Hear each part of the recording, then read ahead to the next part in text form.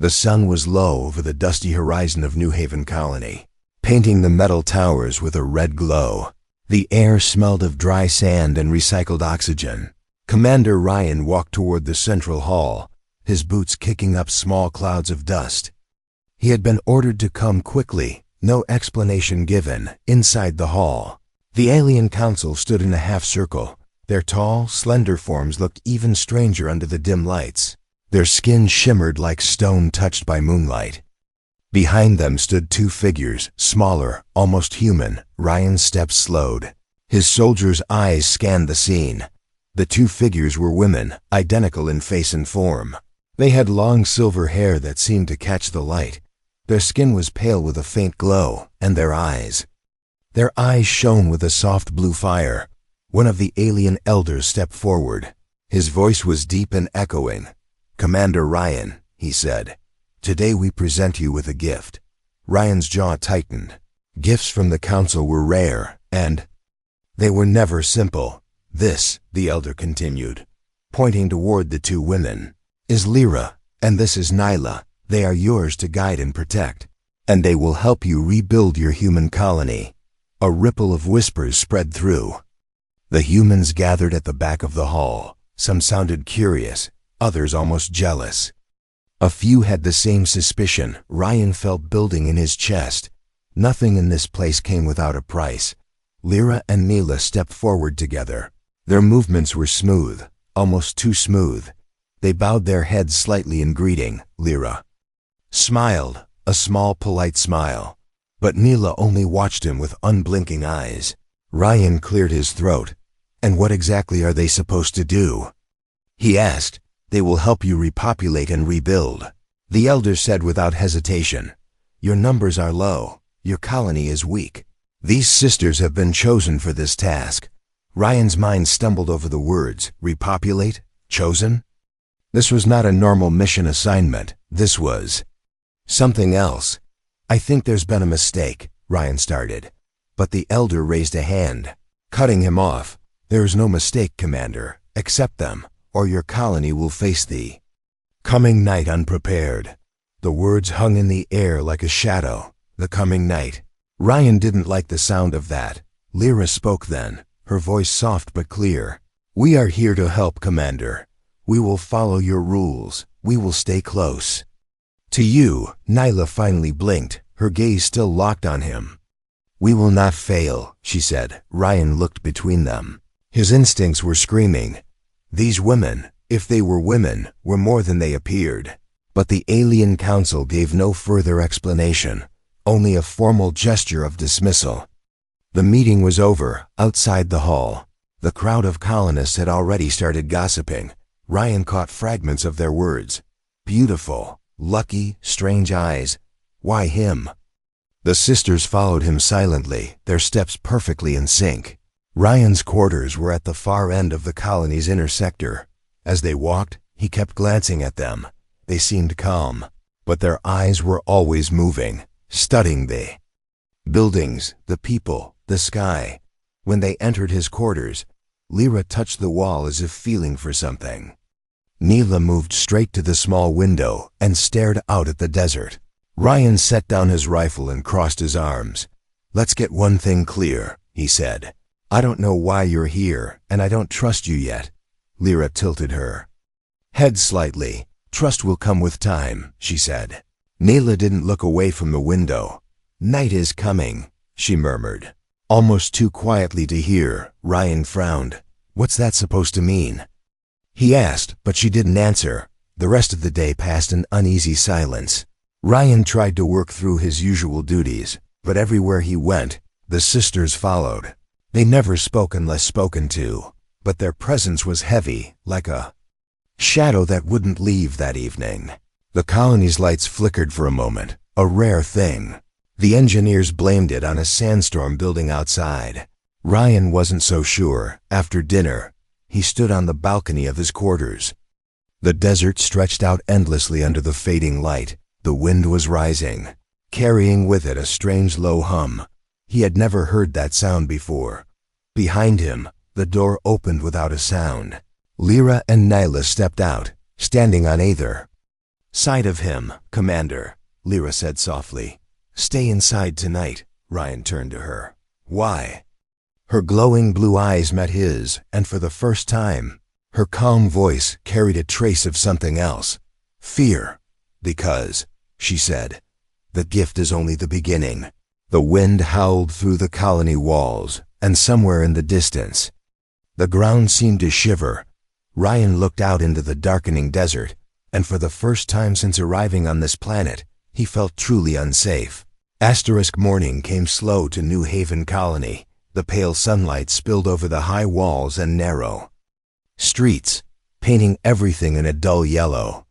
Commander Ryan woke with a sharp sense that someone had been watching him. When he opened his eyes, he saw them. Lyra standing near the door, Neela seated at the edge of his small table. Neither of them had made a sound. They looked as calm as if they had been there for hours. Do you two ever sleep? Ryan asked, rubbing his face. We rest when we need, Lyra replied, her voice quiet. But last night we did not need. Neela tilted her head slightly. The desert was loud, she said. As if that explained everything, Ryan didn't press. He had learned already that direct questions did not always get direct answers from them. Instead, he changed into his uniform and stepped outside. The sisters followed, always a few steps behind. The colony was small but busy that morning. Miners carried crates of ore toward the storage yards. Children ran between the water stations. The smell of synthetic bread drifted from the kitchens, but every time Ryan looked around, he saw eyes on them, on the twins. People whispered in the corners. Some smiled at Ryan like he was lucky. Others frowned like he was a danger. The Alien Council's gift had become the colony's favorite rumor. At the main gate, Sergeant Kells approached. His face was pale, his voice low. Commander, you need to hear this. Ryan stepped aside with him. The sisters stayed close. Kells glanced at them nervously before speaking. One of the miners came back early from the outer sector. He says he saw movement, not people, not animals, something else. What kind of movement? Ryan asked. Shadows in the sand, Kells said. Like the ground itself was alive. He swears it followed him back until he crossed the perimeter lights. Ryan's brow furrowed. He looked at the sisters, expecting confusion. But Lyra's face went blank, and Neela's eyes narrowed slightly. You know something about this? Ryan asked them. Neela answered first. It is not new, she said, but it is closer now. Lyra stepped forward, her voice soft but firm. Commander, do not send anyone beyond the lights tonight. Ryan crossed his arms. You're telling me there's danger out there? Then tell me what it is. But Lyra only shook her head. Some truths take time. By mid-afternoon, Ryan had made his usual inspection rounds. The sisters never left his side. They moved quietly, speaking little. But Ryan noticed small details. They avoided walking under shadows. Their eyes flicked toward every sound. And sometimes their heads tilted slightly, as if listening to something no one else could hear. When they passed the power station, Chief Engineer Juno called Ryan over. She pulled up a display showing jagged lines of data. We've been getting strange energy readings since yesterday, she said. Spikes that don't match any of our systems. Like something out there is sending pulses toward the colony. Could it be the sandstorm? Ryan asked. Juno shook her head. If it's a storm, it's the smartest storm I've ever seen. It's hitting our sensors in a pattern, like it's testing us. Ryan felt a cold knot in his stomach.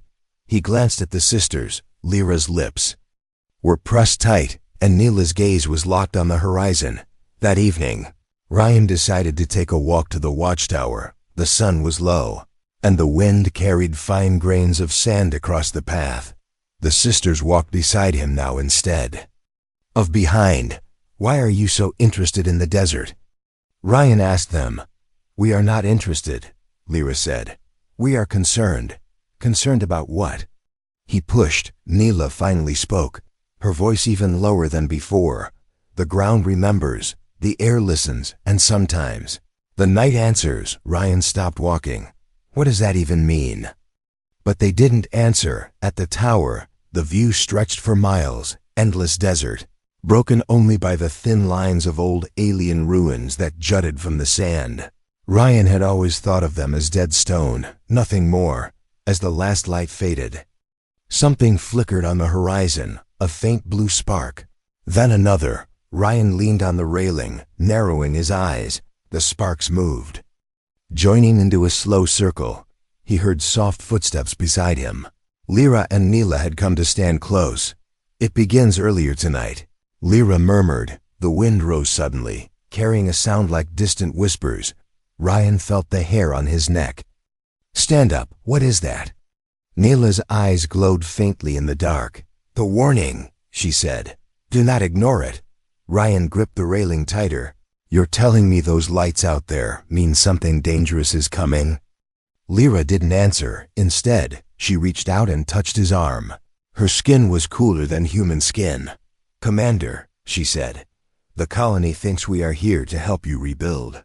But that is only half the truth." Ryan stared at her. "And the other half?" Her blue eyes met his, steady and unblinking. "We are here because you will not survive without us." The words sent a chill straight through him. That night, Ryan couldn't sleep. The sisters remained in the main room of his quarters, silent but alert. Every so often, he heard them whisper in a language he didn't know. The sound was strange, flowing, sharp, almost like music, but with an edge that made his skin prickle. He sat up on his bed, staring at the faint light under the door. The colony outside was quiet, but in the silence, he thought he heard something else, a faint, slow scraping. Like something moving against the outer walls, Ryan reached for his rifle, but before he could stand, Neela's voice came through the door, calm but firm. "Stay inside, Commander. This is not the night to be curious." The scraping faded, replaced by a deep, almost living hum. Ryan didn't know if it came from the desert or from beneath his feet. He sat back slowly, realizing that the sisters were not just strange company. They were guards. Guards against something he didn't yet understand. The morning came without sunlight. A heavy layer of dark clouds stretched across the desert sky, turning New Haven Colony into a dull gray world. The air felt colder, and every sound seemed sharper, as if the wind was carrying secrets. Commander Ryan was halfway through his coffee when the alert signal rang from the main gate.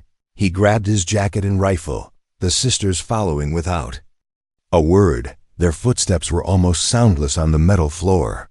At the gate, a miner stood trembling, his face pale. His name was Harlan, one of the toughest men in the outer sector.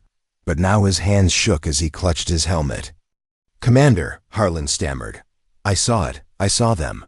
Ryan stepped closer. "Slow down, Harlan, what did you see?" Harlan swallowed hard. The ground, it moved, not from the wind, not like a quake. It rose up and shapes came out, dark shapes like shadows. "They were following me," Ryan frowned. "You're saying you were chased by shadows?" Harlan's eyes darted to the twins standing silently behind Ryan. His voice dropped to a whisper. "I heard voices, not like people, like..." The sand itself was speaking. It said my name, Commander. It said my name. The miners nearby laughed nervously. But Ryan noticed the sisters' faces. Lyra's lips pressed tight, Neela's gaze fixed on Harlan. With unnerving intensity, "What do you know about this?" Ryan asked them directly. Lyra glanced at Neela, then back at him.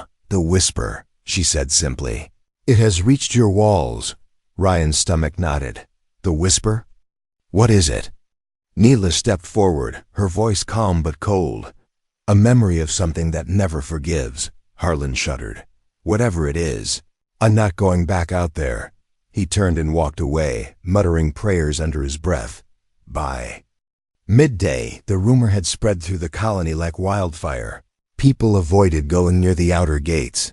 The air felt heavier, and even the machinery seemed to hum at a lower pitch. Ryan spent the afternoon trying to get answers from the alien council, but the council chamber was empty.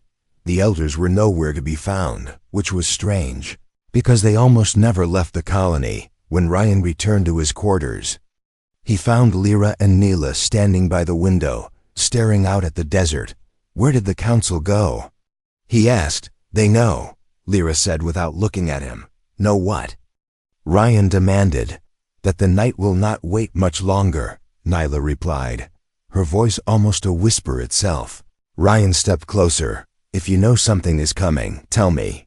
I can't protect the colony if I don't understand the threat. Lyra finally turned toward him. Understanding it will not help you, she said. Listening will. That evening, the wind picked up, carrying with it the smell of ozone and dust. Ryan climbed the watchtower with the sisters. The horizon was hidden under a thick wall of rolling sand, and then, faintly he heard it. A low, stretched sound, almost like a deep breath, followed by something softer words, but in no language he knew. The tone made his skin crawl. Do you hear that? He asked. Lyra nodded. The whisper. It is calling the weakest minds first. Nyla added. Then it will come for the rest. Ryan gripped the railing. And you expect me to just stand here? No, Lyra said, her voice sharper. Now, we expect you to prepare. The sound grew clearer as night fell. It was no longer just strange words. It was his name, drawn out slowly, as if tasting the sound. Ryan's pulse quickened. He stepped back from the railing. Nyla's hand shot out, gripping his arm with surprising strength. Do not answer it, she said. Even in your thoughts. Ryan swallowed. Why? What happens if I do? Lyra's eyes glowed faintly in the dark. Then it will know where to find you. The colony's lights flickered once, twice, then steadied again. Ryan looked down to see people hurrying into their homes, locking doors. Even the children were. Quiet. From the desert, tiny blue sparks began to appear.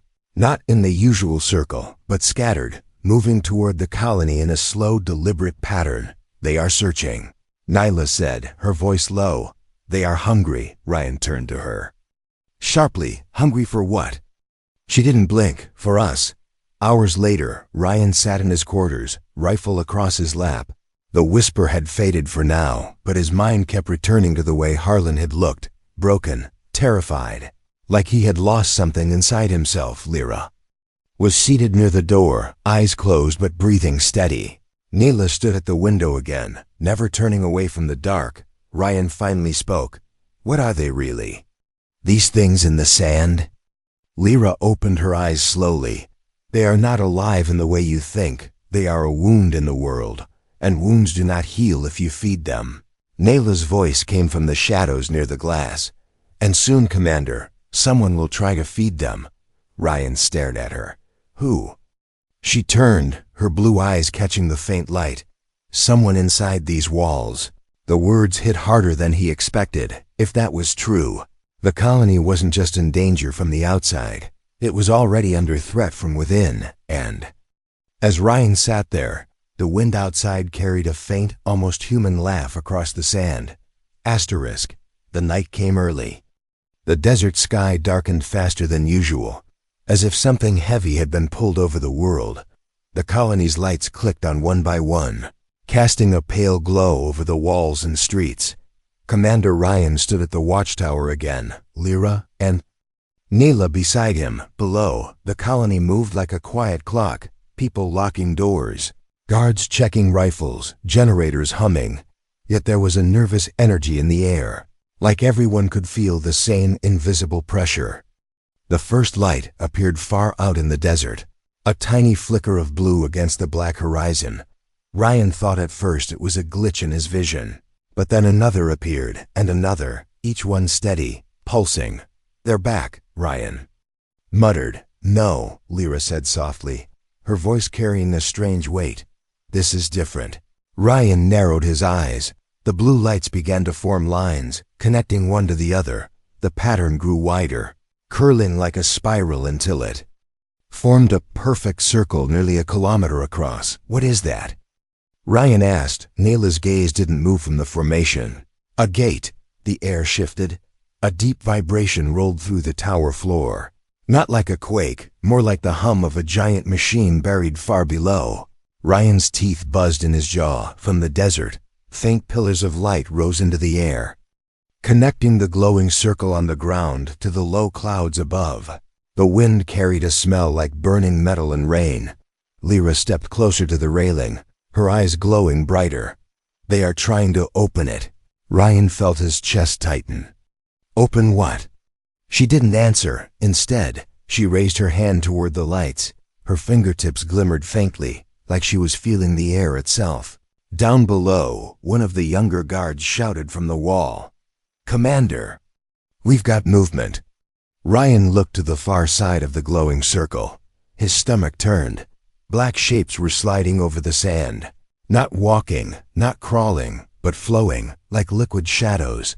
They moved without sound, without breaking. The pattern of the lights. Tell me those are not the same things Harlan saw.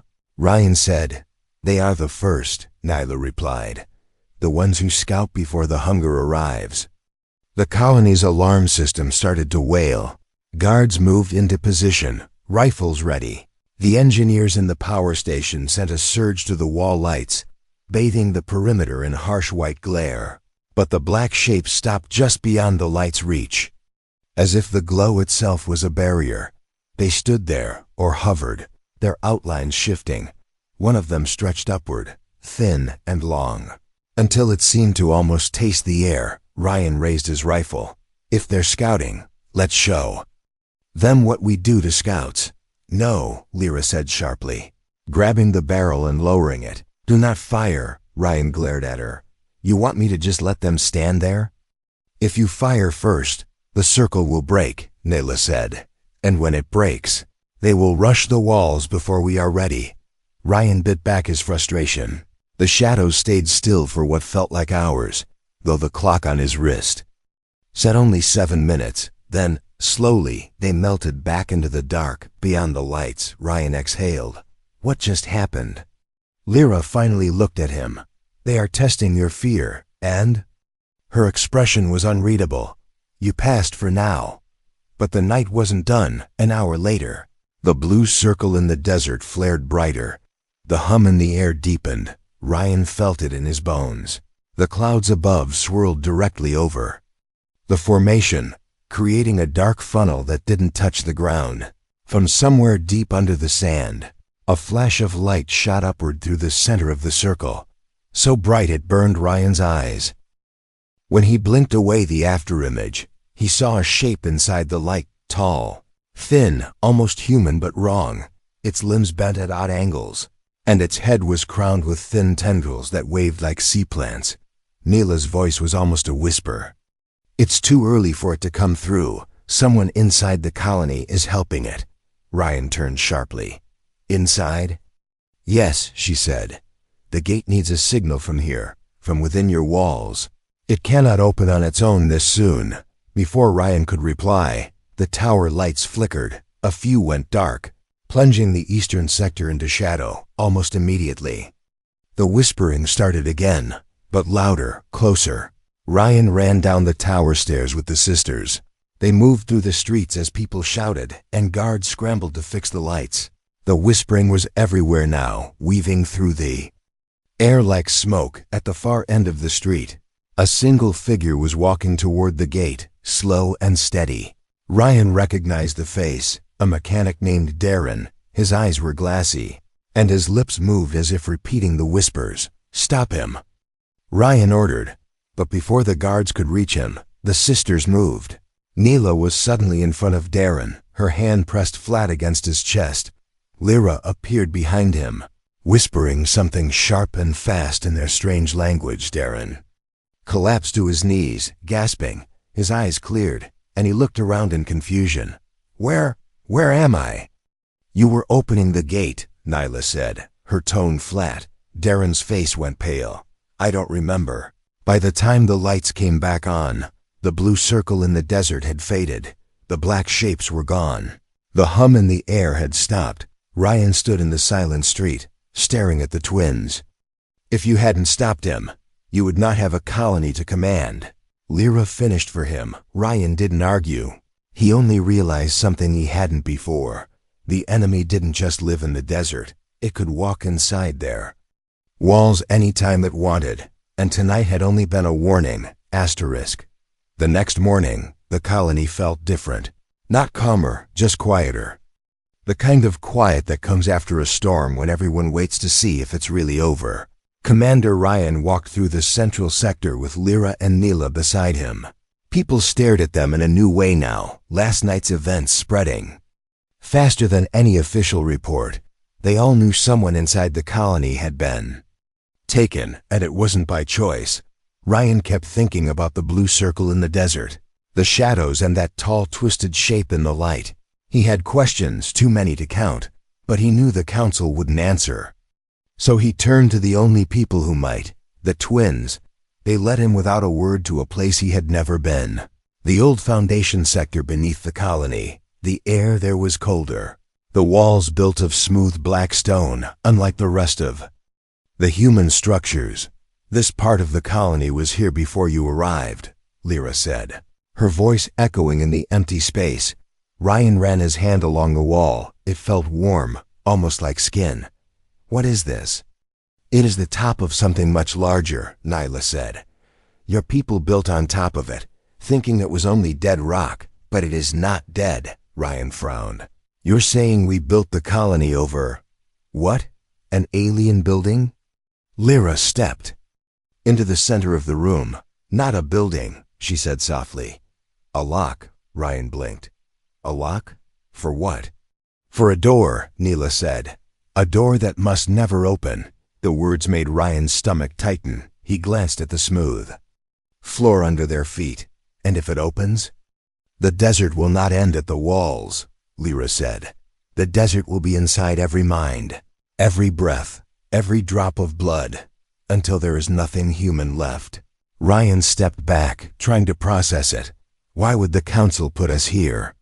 Then, why give me you two? Why not destroy this door? They cannot destroy it, Nyla replied. It is older than them, older than us. It is part of the world itself, Ryan rubbed his forehead. So let me guess. Those shadows. The lights, that thing in the circle last night. They're all connected to whatever's behind this lock. Lyra nodded slowly.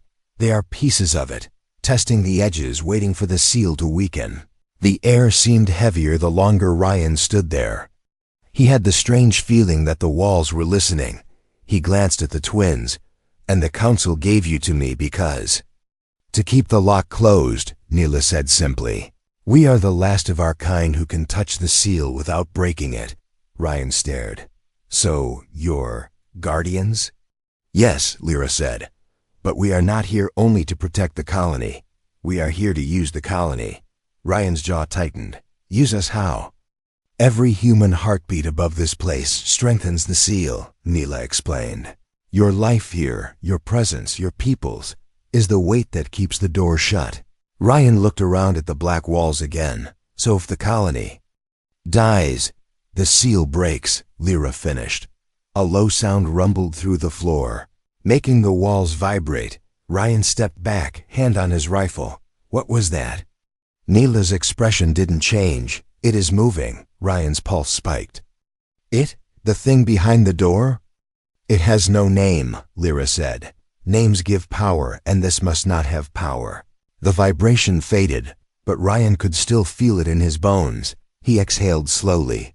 So last night, someone here tried to help it open. Yes, Nyla said, and they will try again. When they emerged from the Foundation sector, the daylight almost felt unreal. Ryan walked in silence, his thoughts heavy. The idea that every person in the colony was unknowingly sitting on top of an ancient prison made his skin crawl. At the command post, Sergeant Kells met him with a worried look. Commander, we've been reviewing the security feeds from last night. Ryan nodded. Show me. The footage showed Darren, the mechanic, walking toward the gate with that strange glassy stare. But in the corner of the screen, Ryan noticed something else. Another figure watching from the shadows before turning and leaving. Who is that? Ryan asked, pointing to the shape. Kells shook his head. We can't get a clear read. The cameras glitched for 3 seconds when they passed. Ryan felt a cold knot in his chest. Someone else was involved. Someone who didn't get caught. That Evening, Ryan stood alone on the balcony of his quarters, staring out at the desert. The twins had told him more than he wanted to know, but still not enough. Lyra stepped out quietly. "You are thinking about the lock." Ryan didn't deny it. "If every human heartbeat keeps it closed, then I can't lose a single one of my people." "That is true," Lyra said. "But remember, the thing behind the door is patient. It can wait for one crack." One weak moment, Neela joined them, eyes fixed on the horizon. And patience is the weapon humans never expect. Far out in the desert, just at the edge of sight, a single blue spark appeared. It was not part of a circle, not part of a pattern. It pulsed once, twice, then vanished. Ryan felt his breath catch. That was not a scout, not a test. It was a signal. Something out there had just told whatever was beneath their feet. Soon. The attack began without warning, not with alarms or shouts, but with silence. It was just after midnight, the colony under a blanket of darkness. Even the wind seemed to stop. Commander Ryan was at his desk, going over the blurred security images from the night before. When the lights flickered once, twice, then went out, for 3 heartbeats, the colony was blind. Then the sound came, a deep, rolling hiss, like sand pouring down a giant metal chute. Followed by a distant cracking noise. Ryan grabbed his rifle and ran to the balcony. The moonlight barely reached the outer wall, but it was enough to see movement, waves of it, rippling across the desert toward them. Lyra and Neela were already in the street below, weapons in hand. Their blades glowed faintly, edges sharp enough to cut the air. They looked up at him at the same time, and in perfect unison said one word: "Breach." The first impact hit the eastern wall. The metal groaned under the force, sending vibrations through the ground. Guards scrambled to positions, firing blind into the dark. But the moving shadows didn't stop. They hit the wall again, and this time they climbed. Ryan raced down the tower stairs and joined the defense line. The colony's floodlights roared to life, bathing the wall in harsh white light. And then he saw them clearly for the first time. They were not just shadows, they had shape, long, jointless limbs that bent in impossible angles, skin that shimmered like liquid metal, no faces, only smooth surfaces where eyes and mouths should be. They clung to the wall like insects, pulling themselves upward with frightening speed. Target.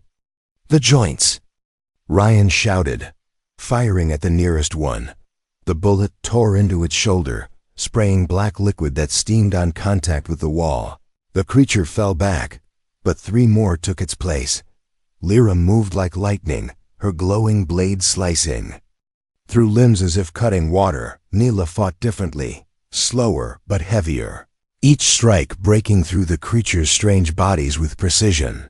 Ryan noticed something. Wherever the twins' blades struck, the black liquid hissed and dissolved into smoke, but when bullets hit, the creatures only staggered before climbing again. "They don't die from lead." Ryan called out. "They are not alive," Lyra replied, spinning to cut 2 more down. "You cannot kill a memory, you can only erase it." The wall shuddered again. This time from below. Ryan's heart sank. "They're tunneling." Neela's eyes flashed. "Then we go down." Before Ryan could argue, the ground in the inner sector split open with a deafening crack. A massive shape rose from the rupture, bigger than any of the others, its body rippling like molten glass. Its limbs were thick and clawed, and from its chest came a sound, not a roar, but a deep, low whisper that made Ryan's mind blur. "Don't listen," Lyra shouted, appearing in front of him. She slammed her palm against his helmet, and a sharp jolt ran through his skull. The fog in his mind cleared, but the whisper was still there. Distant, angry. The giant creature swung one massive limb, smashing through the nearest guard tower like it was paper. Alarms wailed across the colony. Ryan raised his rifle and fired at its legs. Trying to slow it down, Nyla leapt onto its back, driving both blades deep into its shimmering surface. The creature shrieked, a sound like metal grinding on glass, and twisted violently. Lyra pulled Ryan aside just as a clawed limb smashed into the ground where they'd been standing. The impact left a crater in the street. "Keep the walls lit," Ryan shouted into his cum. "Don't let the others through." But even as the floodlights stayed bright, smaller creatures slipped past, darting between buildings, pulling at doors, breaking through windows. Screams echoed through the inner streets. Ryan sprinted toward the nearest attack, kicking in a door and firing point blank at the shadow twisting inside. The impact knocked it backward, giving a family inside just enough time to run. Outside, Nayla and Lyra were forcing the giant creature back toward the breach. Each strike from their blades sent waves of heat into the air. The thing staggered, but didn't fall. Ryan realized something. The breach behind it was glowing faintly, a thin crack in the ground pulsing with blue light. It wasn't just an opening, it was connected to the seal beneath the colony. They're trying to tear it open from above. Ryan shouted. "Yes," Nyla growled. "That is why this one is here. It is the hammer." Ryan's instincts took over. He ran toward the breach, firing at the smaller creatures trying to widen it. Lyra moved to cover him, her blade cutting down anything that came close. Neela stayed locked with the giant, trading blow after blow. Ryan reached the glowing crack, dropped to one knee, and pulled the emergency seal charges from his pack. He had never used them before. They were meant for mining collapses, but they would work here, or kill him trying. "Clear the area," he yelled. Lyra grabbed his arm. "If you close it now, the energy will burn everything near it, including you." Ryan set the charges anyway. "Then make sure I'm not near it when it blows." The giant creature roared as Neela drove both blades into its chest again. This time, instead of smoke, a burst of blue fire shot out, lighting up the entire eastern wall. The smaller creatures froze for a second. As if stunned, Ryan slammed the detonator. The ground shook violently, a blinding white flash erupting from the breach. The energy wave tore through the air, and every shadow it touched dissolved into nothing. When the light faded, the giant was gone. The smaller ones too. Only the smell of burning metal and sand remained. The colony stood in stunned silence. Ryan looked at the twins, both breathing hard but unhurt. Was that all of them? Lyra shook her head slowly. "No, Commander. That was only the first hammer strike." Nayla's gaze drifted toward the horizon, where the desert was dark again. "The next one will not wait long." Ryan's chest felt heavy. The first attack had nearly broken them, and the next would be worse. The desert was quiet again, but it was not peace. It was the stillness before something worse. 3 nights had passed since the first attack. The colony was repairing walls, patching streets, and counting the dead. But Commander Ryan could feel it. The air itself seemed to be waiting. Lyra and Neela had grown even more watchful, speaking less, moving like shadows between patrols. They no longer needed to tell Ryan the truth. The next strike would not be from outside. That evening, the council finally summoned him. The chamber was dim, the elders' faces hidden in the half-light. "You have done well," the tallest elder said, "but you cannot stop what comes next." Ryan's patience broke. "You knew about the breach. You knew what's under this colony. And you've been letting us fight blind." The elder's voice was calm. "If you had known the truth sooner, you would have fled, and the lock would have failed." Ryan's fists clenched. "So what now? We just wait for it to break through?" "No," the elder said. "You will go to it." Those words followed him back to his quarters like a curse. Lyra and Neela were waiting. "They want me to go under the colony," Ryan said. "To face it directly." Lyra's eyes met his. "Yes, that is the only way to strengthen the seal." "And if I fail?" Ryan asked. Neela stepped closer. "Then there will be nothing left to protect." The descent began just before midnight. The entrance to the Foundation sector was opened wider than Ryan had ever seen, revealing a spiral of black stone stairs. Each step felt heavier, the air colder. His breath misted in the light from Lyra's blade. They reached a chamber that did not look like any part of the colony, a vast hollow with walls that pulsed faintly, like the inside of a living heart.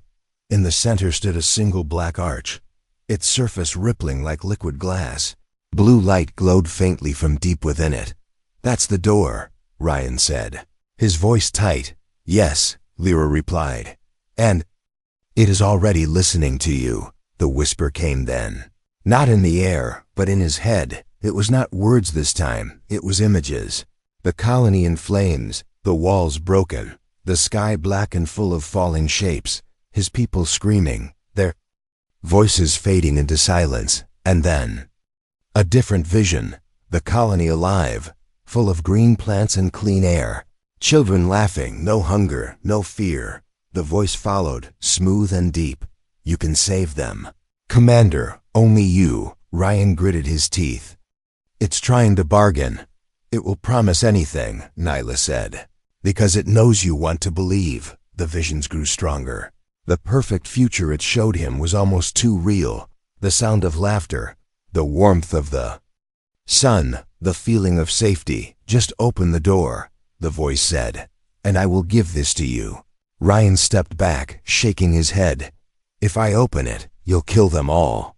The voice laughed, low and patient. "No, Commander, if you leave it closed, they will die anyway." The ground shook. A crack formed in the arch, leaking bright blue light. Lyra's face tightened.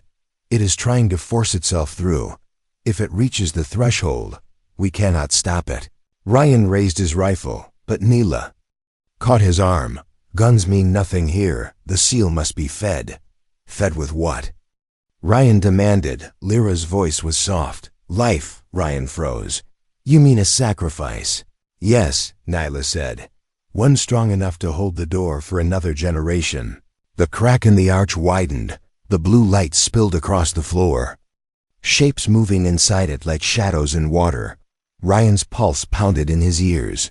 "If it's a life it wants," he said, "I'll give mine." Lyra shook her head sharply. "No, Commander. The seal needs a life that the door will reject, not accept. Yours is already marked by the whisper." Ryan didn't understand until he saw Nyla take a step toward the arch. Her blade lowered, her expression calm. "No!" Ryan shouted, moving to block her. "It must be one of us," she said. "Our kind was made to stand in this place. One of us will keep it closed." Lyra's eyes glistened, but she didn't move to stop her sister. "It will be me," she said quietly. Nyla shook her head. "No, you are better with him." Ryan stepped between them. "There has to be another way." "There isn't," Nyla said simply. "You saw what the first hammer strike did. The next one will break the lock completely. This is the only choice." The whisper grew louder now, twisting Nyla's name into a cruel chant. The blue light climbed higher along the arch. Before Ryan could stop her, Nyla turned, met his eyes, and gave the smallest smile. "Keep them safe," she said. Then she stepped into the light. The chamber exploded with sound, not a scream, but a roar that shook the stone. The light flared so bright Ryan had to shield his eyes. When it faded, the crack in the arch was gone. The surface was solid again. The blue light dimmed to nothing. Nyla was gone. Ryan turned to Lyra. Her eyes were wet, but her voice was steady. "It will sleep now for a while." Ryan's throat felt tight. "How long?" Lyra looked at the door one last time. "Until the next night that changes everything." When they returned to the surface, the desert sky was just beginning to pale with morning light. The colony stirred, unaware of what had been given to save them. Ryan looked at the horizon, knowing the seal would hold, but at a cost that would never leave him. And somewhere far beneath their feet, in the silence behind the door, something smiled in the dark.